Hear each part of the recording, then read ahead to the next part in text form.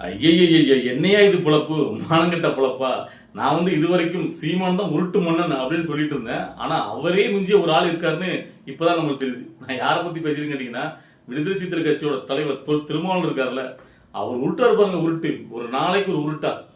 அதாவது குழுக்கும் ஆசை மீசைக்கும் ஆசை. அதாவது கூழு குடிக்கணும்னா மீசையில ஒட்டதான் செய்யும். மீசையில ஒட்டாம நான் கூழு குடிக்கணும், அது எப்படி முடியும்? ஒன்னு டிவிக்கே கட்சி இதுல நம்ம தொடரோம்னா தைரியமா வெளிப்படி அறிவிச்சுட்டு போகணும், நாங்க டிவி கூட்டணியில் இருக்கோம் அப்படின்ட்டு. இல்ல எங்களுக்கு எப்பவுமே திமுக தான் முக்கியம், அவங்ககிட்ட நாங்க அடிமையா இருக்கதான் எப்பவுமே எங்களுக்கு திருப்தியா இருக்கும் அப்படின்னா நாங்க திமுக கூட்டணி தொடர்றோம் அப்படின்னா அறிவிச்சுட்டு போகணும். ரெண்டு இல்லாம அங்க ஒரு கால் இங்க ஒரு கால். அதாவது விவேக் ஒரு படத்துல போவார்ல, ரெண்டு பக்கமும் பைக் ஓட விட்டு ரெண்டு பக்கம், அதே மாதிரி டிவிக்கு ஒரு பக்கம் திமுக ஒரு பக்கம். ஏன்னா அந்த பக்கம் ஒரு துண்டை போட்டு ரெடியா வச்சுட்டு இருக்காரு. இங்கேயும் ஏன்னா இப்ப இவங்க ஆட்சியில் இருக்காங்கல்ல டிவிக்கு, ஆனா அங்கேயும் நாங்க தொடர்றோம். ஆனா அதுக்காக நாங்க அங்கேயும் நாங்க இல்லாம இல்ல. எப்படி இல்ல என்ன ஒரு எனக்கு மக்கள் என்ன நினைப்பாங்கன்னு கூட கொஞ்சம் கூட அதை பத்தி கவலைப்படுற கிடையாது.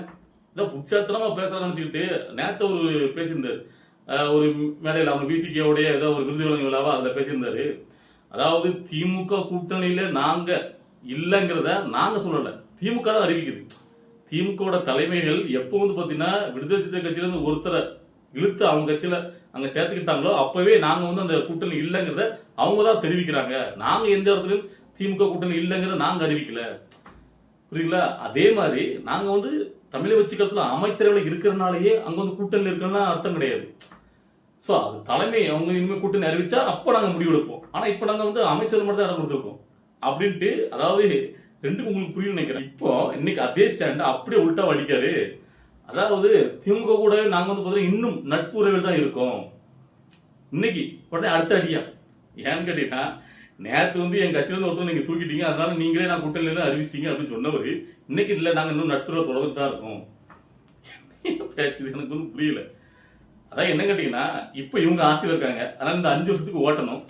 ஸோ அதனால பார்த்தீங்கன்னா இவங்க கூட நாங்கள் அமைச்சரில் பங்கு பெறோம் அப்படின்னு ஒன்று சொல்லிட்டு இருப்போம். திடீர்னு ஆட்சி கவுந்துட்டுனா அவங்க ஏதாவது பண்ணி திமுக ஏதாவது பண்ணி இங்கே டிவிக்கு ஆட்சி கழிச்சிட்டாங்கன்னா, டிவிக்கு அவங்க திமுக திரும்ப வந்துட்டாங்கன்னா அப்போ திமுகவும் நம்ம பேசக்கூடாது. அங்கேயும் நம்ம வந்து பார்த்தீங்கன்னா ஒரு துண்டை போட்டு வச்சிருக்கணும்.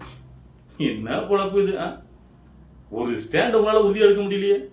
அதாவது இதுக்கு முன்னாடி தேர்தல் சமயத்தில் என்ன பண்ணாங்க கேட்டீங்கன்னா, முழுக்க முழுக்க அப்படியே டிவிக்கு காமிச்சு எங்களுக்கு அங்கே ஒரு ஆஃபர் இருக்கு திமுக கிட்ட பேரம், நீங்க எங்களுக்கு ஒழுங்கா கொடுக்கல அப்படின்னா நாங்க டிவி போறோம், இங்க பாத்தீங்களா எங்களை கூப்பிட்டே இருக்காங்க அப்படின்னு வேற மிஸ்டே இருந்தாங்க.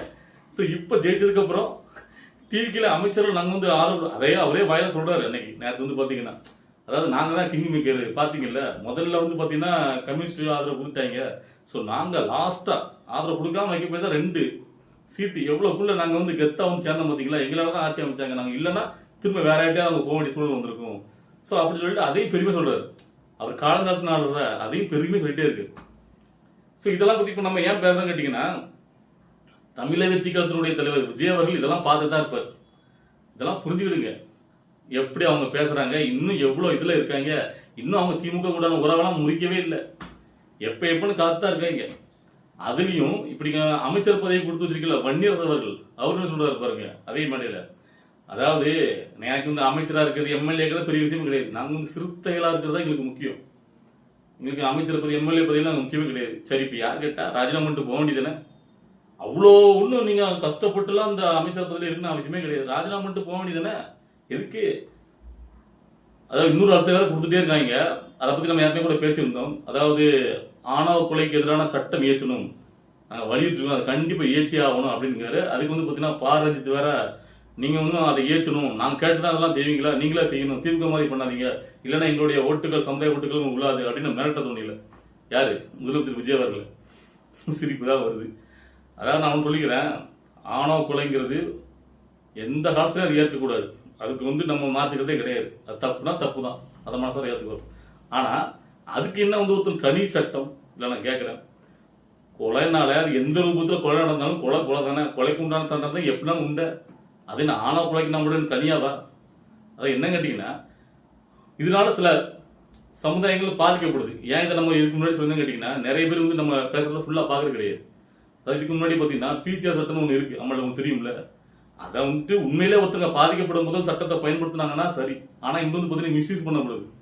வேணும்னே பழி வாங்கறதுக்காக ஒருத்தமே நம்ம பிடிக்கலையா அவனை நம்ம காலி பண்ணா அப்ப இந்த இது மேல ஒரு வழக்கை போட்டு விடு அப்படிங்கிற மாதிரி போகுது. ஸோ அதனாலதான் இந்த ஆணவ கொலை சட்டமும் அந்த மாதிரி குறிப்பிட்ட சமுதாயங்களுக்கு எதிராக வந்து பார்த்தீங்கன்னா மாறக்கூடாது, தங்களுக்கு சுய தேவைக்கு ஒருத்தங்க மாற்றி மாற்றி பயன்படுத்தக்கூடாது, அதாவது பர்சனலாக அதை வந்து யூஸ் பண்ணுறாங்க அவங்களுக்கு தேவைக்காக, அதாவது உண்மையிலே பாதிக்கப்பட்டு அந்த வழக்கை தொந்தா பரவாயில்ல அப்படிங்கிறதுனால தான் இந்த ஆணவ கொலைக்கும் தனி சட்டம் தேவையில்லை அப்படிங்கிறது நம்மளுடைய கருத்து. ஸோ அதனால தான் அதை எதுக்குறோம், நல்லா புரிஞ்சுக்கணும். அது மட்டும் இல்லாமல் முதலமைச்சர் விஜய் அவர்கள் ஒரு குறிப்பிட்ட சமுதாயத்துக்கான முக்கியத்துவத்தை கொடுத்த மாதிரி ஆயிரும் இந்த ஆணவ கொலைக்கு தனி சட்டம் ஏற்றுனா. ஏன்னா எல்லா மக்களும், எல்லா சமுதாய மக்களும் ஒன்னா சேர்ந்து உங்களை எந்த ஒரு ஜாதி மத வேறுபாடு இல்லாமல் உங்களுக்கு ஓட்டு போட்டிருக்காங்க. அது எல்லா மக்களும் சேர்ந்து போட்டிருக்காங்க. உங்களை வந்து குறிப்பிட்ட சாதி அடையாளமோ எதுவுமே பார்க்கல. ஏன்னா நீங்க வந்து எல்லாருக்குமானவரா தெரிஞ்சுக்க, எல்லாருக்குமானவரா இருக்கீங்க இது வரைக்கும்.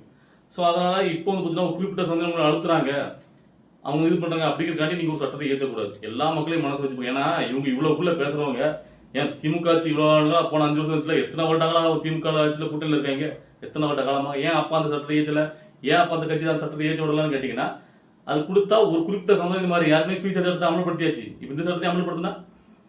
ஸோ அதனால இதை வந்து தயவு செஞ்சு நீங்க வந்து அமல்படுத்தக்கூடாது. வேற என்ன மாதிரியான கடுமையான நீங்க வந்து பாத்தீங்கன்னா நடவடிக்கைகளை மேற்கொள்ளுங்க. ஒரு ஜாதி மத பிரச்சனைகளுக்கு என்ன வேணா பண்ணணுமோ அதை நீங்க ஆக்ஷன் எடுங்க. ஆனா அதுக்காக பாத்தீங்கன்னா அவங்க கேட்கற எல்லாத்தையும் கொடுக்கணும், அவங்க சொன்னவன அதை நிறைவேற்றணும் அப்படின்னா அது ஏற்படுது கிடையாது. அப்படி பாத்தீங்கன்னா அப்ப இங்கேயும் உங்க சைட்ல இருந்து என்னென்ன பிரச்சனை இருக்கோ கேளுங்க. ஸோ இப்போ கூட ஒரு வீடியோ ஒன்று பாக்குறேன், அதாவது ஒரு காதல் திருமணம் நடக்க போகுது, அதாவது நான் அந்த பையன் கூட தான் போவேன்னு சொல்லிட்டு அந்த பெண்ணு வந்து அடம் பிடிக்குது, சின்ன பொண்ணா தான் இருக்கு, 18 வயசு ஆயிருக்குன்னு நினைக்கிறேன். அந்த பெத்த தாய் காலில் விழுந்து கதறுது, கண்ணீரிட்டு கதறுது, ஏமா போவாதம்மா போவாதம்மா அப்படின்ட்டு. ஆனா அது கொஞ்சம் கூட சட்டம் பண்ணாம நான் அவங்க கூட தான் போவேன் நிக்குது. என்ன சொல்றேன்னு தெரியல. இத்தனை வருஷமா கஷ்டப்பட்டு பெத்து வளர்த்து படிக்க வச்சு, சரி இது வந்து இந்த காதல்னால அப்படிதான். ஆனா ஒண்ணு போய் அதுக்கப்புறம் தான் தெரியும் அதுக்கு வாழ்க்கைனால என்னன்னு, அதுக்கப்புறம் தான் புரியும். ஆனா அதுக்கப்புறம் அது கஷ்டப்பட்டு நிற்கும் போது இந்த பெத்த மனசு தானே வலிக்கும், அதான் இப்பவே. ஆனா ஒரு தாய் வந்து காலில் விழுந்து கதறும் போது அதை உதாசீனப்படுத்த போறதுக்கு எப்படிதான் மனசு வருது எனக்கு தெரியல. என்ன மாதிரி ஜென்மங்கள் எனக்கு புரியல. தாயை மதிக்காத யாருமே வாழ்க்கையில் நல்லாவே இருக்க முடியாது, அதை நான் உணர்த்துறேன். எல்லாருக்குமே அதான். முதல்ல பெத்தவங்க மதிக்கலாம், நீங்களாம் வாழ்க்கையில் என்னத்தை சாதிக்க போறீங்க? இதெல்லாம் ஏன் சொல்ல கேட்டீங்கன்னா, இங்க நிறைய பெத்தவங்களுடைய வலின்னு ஒன்று இருக்கு, அந்த பக்கத்தையும் பார்க்கணும்.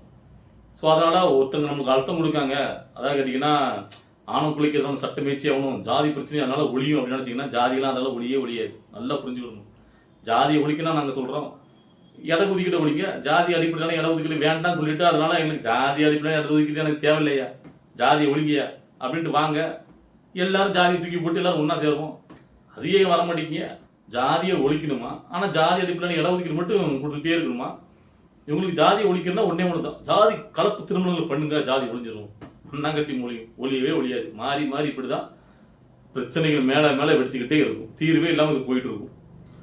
ஸோ அதனால நான் என்ன சொல்றேன் கேட்டீங்கன்னா, முதலமைச்சர் விஜய் அவர்கள் எல்லாருக்கும் மாணவராக இருந்து நல்லா யோசிச்சு முடிவெடுக்கணும்.